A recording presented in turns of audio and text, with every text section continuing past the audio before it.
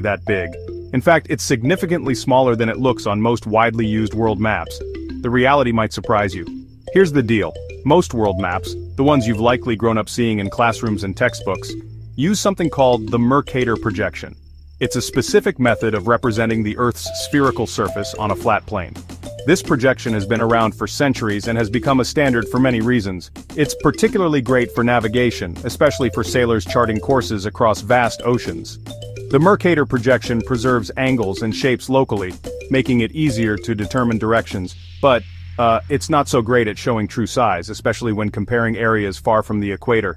This is where the distortion comes in, so let's take Africa as an example.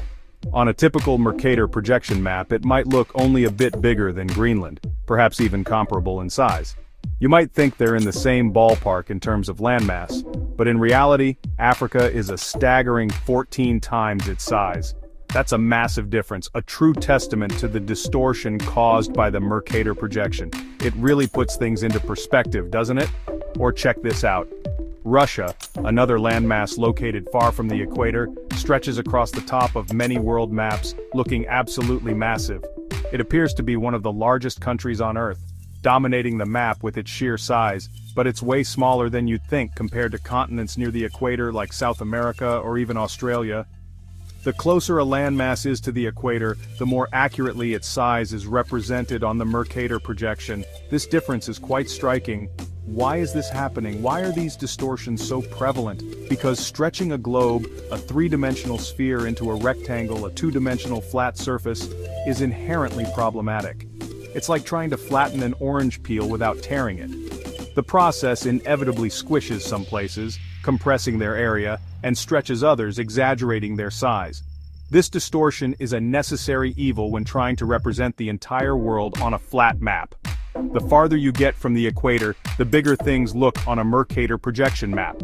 This is because the projection stretches the areas near the poles to a much greater extent than those near the equator.